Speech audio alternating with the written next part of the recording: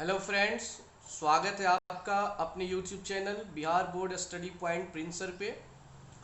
और आज हम लोग जनरल कंपटीशन का पार्ट 4 पढ़ने वाले हैं। जैसा कि पिछले क्लास में हम लोग पार्ट 1, पार्ट 2 और पार्ट 3 पढ़ चुके हैं, जिसमें हमने वेदों की जानकारी हासिल की है और उसके साथ साथ कौन कौन से विदेशी यात्री यहाँ पे आए और कब आए, किसके शासनकाल में आए, इन सारी चीज़ों को हमने जान लिया है।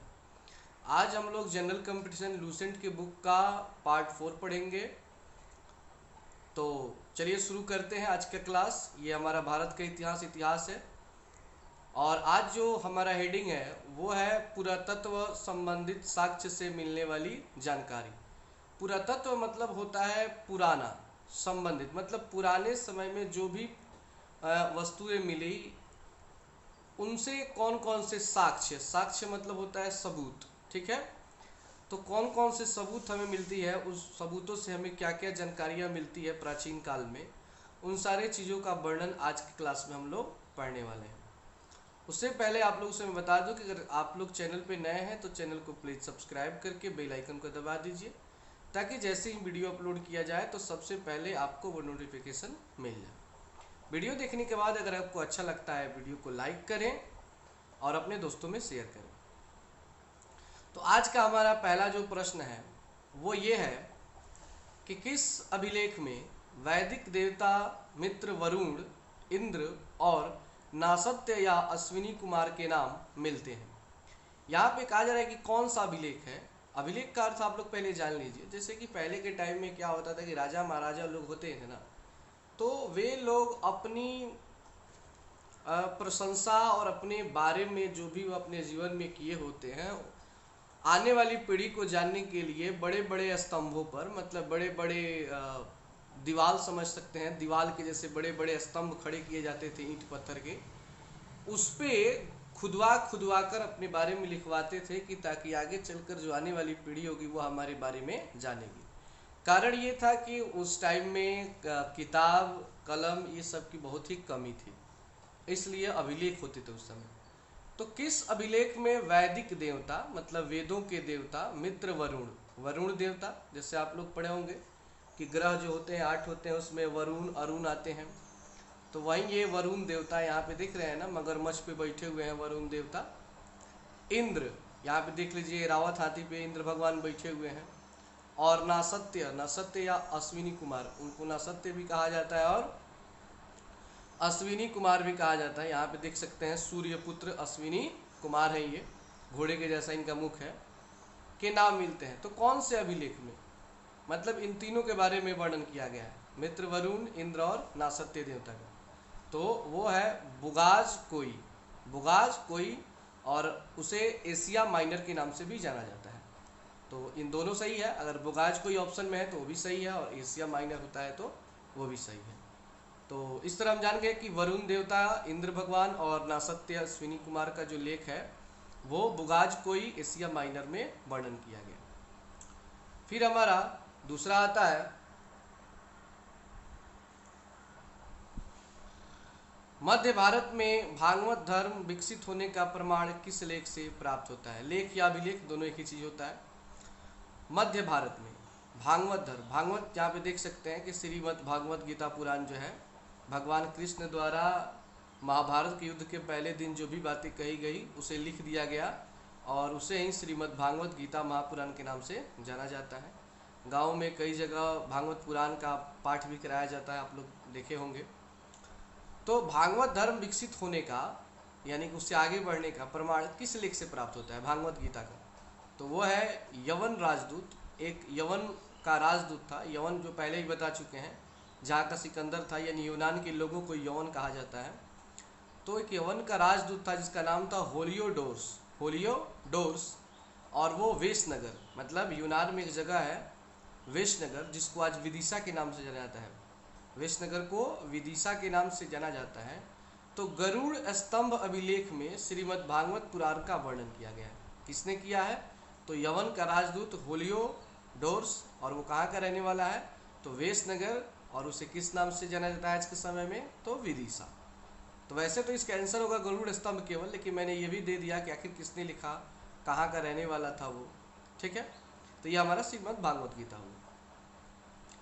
तीसरा प्रश्न है हमारा कि सर्वप्रथम भारतवर्ष का जिक्र किस अभिलेख में किया गया है। मतलब भारत का नाम सबसे पहले किस अभिलेख में रखा गया है जहाँ पे भारतवर्ष लिखा गया है, क्योंकि भारतवर्ष के पहले देश को आर्यवर्त भी कहा जाता था। तो एक अभिलेख है जिसका नाम है हाथी गुम्फा। हाथी गुम्फा अभिलेख में भारतवर्ष का जिक्र सबसे पहले किया गया है। 4 नंबर प्रश्न है, सर्वप्रथम भारत पर होने वाले आक्रमण की जानकारी किस लेख से प्राप्त होती है। मतलब सबसे पहले जो भारत पर आक्रमण हुआ था, सबसे पहले कोई विदेशी आक्रमणकारी यहाँ पे आक्रमण किया, उसकी जानकारी हमें किस अभिलेख या लेख से प्राप्त होती है। तो वह है भीतरी स्तंभ लेख। भीतरी स्तंभ लेख से ये पता चलता है कि सबसे पहले विदेशी आक्रमणकारी भारत पर आक्रमण किए थे। 5 नंबर प्रश्न है, रेशम। रेशम तो आप लोगों ने देखा होगा। रेशम बुनकर, बुनकर मतलब होता है बुनने वाले, रेशम बुनने वाले की श्रेणियों की जानकारी किस अभिलेख से प्राप्त होती है। मतलब कौन सा अभिलेख है जिससे पता चलता है कि रेशम की बुनाई भी होती थी पहले प्राचीन काल में। तो वह है मंदसौर अभिलेख। मंदसौर अभिलेख, इस अभिलेख से पता चलता है कि प्राचीन काल में भी रेशम की बुनाई होती थी, मतलब कपड़े बनते थे। देखिए नाम अजीब अजीब से है, लेकिन आपको थोड़ा सा रटना होगा एक टाइप से और समझना भी होगा। एक बार में याद तो नहीं होगा, कम से कम 5 से 6 बार अगर आप वीडियो लगातार देखते हैं, बार बार रिपीट कर करके, मतलब एक ही दिन नहीं, मतलब आज देख लिए फिर कल एक बार इसी वीडियो को देख लिए, तो पीछे वाला वीडियो आप लेके मत कीजिए। पीछे वाला वीडियो बार बार आप सुनते रहेंगे ना, तो सुनते रहेंगे तो आपको याद हो जाएगा, ठीक है। इसलिए बार बार रिपीट करते रहिए। 6 नंबर है, प्राचीन सिक्कों को क्या कहा जाता है। प्राचीन सिक्का मतलब हुआ पुराने सिक्कों को। प्राचीन काल में जो सिक्के होते थे उन्हें क्या कहा जाता है, तो उनको कहा जाता है आहत सिक्के या कसारषण। आहत सिक्के या कसारषण कहा जाता है प्राचीन सिक्कों को। 7 नंबर प्रश्न है, सर्वप्रथम सिक्कों पर लेख लिखने का कार्य किन शासकों ने किया। मतलब सबसे पहले सिक्कों पर लेख, सिक्कों पर लेख मतलब कि अपने देश का नाम, जैसे आप लोगों ने अपने देश का भी सिक्का देखा होगा तो उस पर लिखा रहता है इंडिया, भारत, कब का बना हुआ है, 1986, ऐसे करके कुछ कुछ लिखा रहता है। तो इसकी जो शुरुआत हुई थी वो यवन शासकों ने किया था, मतलब यूनान के शासकों ने ये काम स्टार्ट किया था सिक्कों पर लेख लिखने का। फिर है 8 नंबर, समुद्रगुप्त की बीड़ा बजाती हुई मुद्रा वाले सिक्के से उसके क्या होने का प्रमाण मिलता है। यानी जब समुद्रगुप्त जब भारत का राजा था तो उसने एक सिक्का चलाया, एक मुद्रा मतलब होता है सिक्का, पैसा। तो एक सिक्का चलाया, उस सिक्के पर बजाती हुई बीड़ा, मतलब वो क्या कर रहा था कि उस पर एक ऐसी औरत का फोटो है जो बीड़ा बजा रही है। क्या कर रही है, बीड़ा। बीड़ा समझते हैं आप लोग ना, माँ सरस्वती के हाथों में जो होता है, तो बीड़ा बजाते हुए एक चित्र उस पर बनवाया था और वही सिक्का उसके राज्य में चलता था। तो उसके उसके क्या होने का प्रमाण मिलता है, मतलब इससे क्या पता चलता है वो किस टाइप का व्यक्ति था। तो वो संगीत प्रेमी व्यक्ति था। किस टाइप का, क्योंकि बीड़ा संगीत का प्रतीक है, उससे संगीत ही सुना जाता है। तो वो संगीत प्रेमी व्यक्ति था। कौन, समुद्रगुप्त। यहाँ पे देख सकते हैं शासक समुद्रगुप्त का पिक्चर लगा हुआ है, ठीक है। आगे बढ़ते हैं।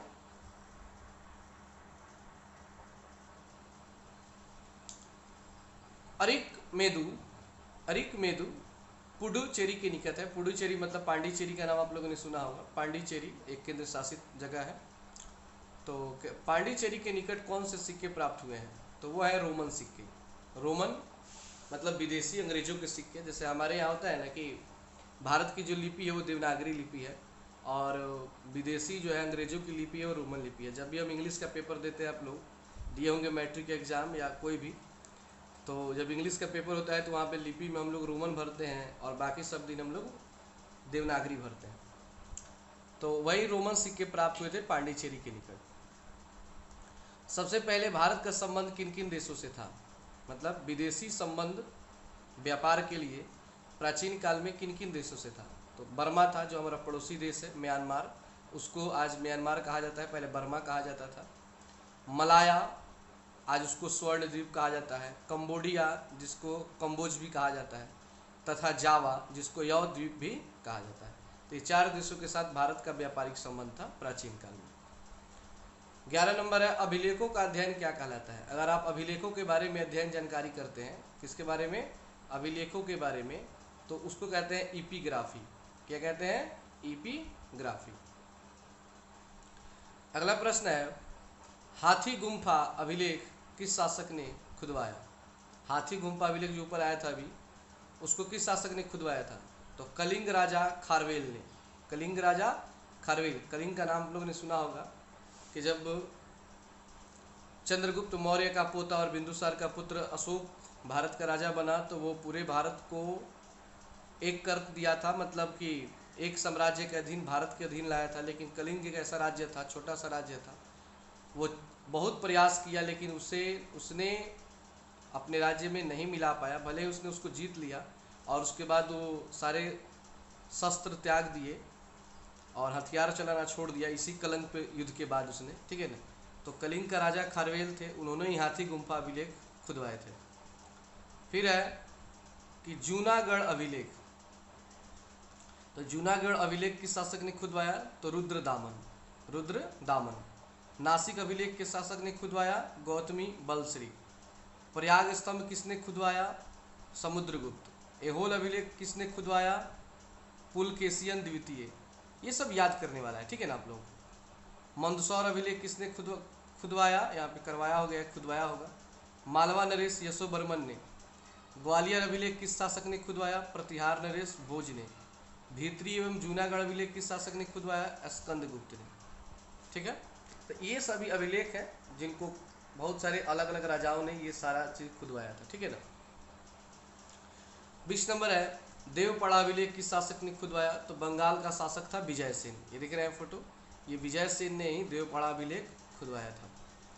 उत्तर भारत के मंदिरों की कला की शैली क्या कहलाती है। जैसे कि भारत दक्षिण भारत है, उत्तर भारत है, तो जैसे बिहार है, झारखंड है, यूपी है, यानी हम लोग हैं, तो ये उत्तर भारत है। और तमिलनाडु, उधर अगर आप चले जाइए कर्नाटक के साइड में, तो वो दक्षिण भारत है, जिसको आप लोग साउथ फिल्म में देखते होंगे, तो उनको उत्तर दक्षिण भारत कहा जाता है। तो उत्तर भारत के मंदिरों की कला की शैली, यानी कि हमारे क्षेत्र उत्तर बिहार, ये सब उत्तर प्रदेश, बिहार, झारखंड, ये सब की जो शैली है वो नागर शैली कहलाती है। और दक्षिण भारत में जाइएगा तो उनको द्रविड़ शैली कहा जाता है। मतलब दक्षिण भारत के लोगों को द्रविड़ और उत्तर भारत के लोगों को नागर कहा जाता है। फिर है 23 नंबर, पंचायतन शब्द किस शैली से संबंधित है, तो वो मंदिर रचना शैली। अगर पंचायतन की बात है तो समझिए मंदिर रचना, मंदिरों की बात हो रही है।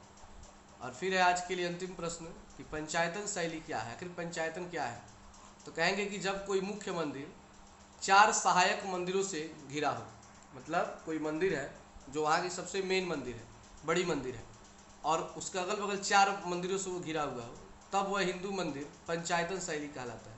यहाँ पिक्चर में देख सकते हैं, एक साउथ की मंदिर है, रामेश्वर मंदिर का नाम आप लोगों ने सुना होगा, रामेश्वरम। तो 1 2 3 और उधर से 4 मंदिरों से घिरा हुआ है, ठीक है ना।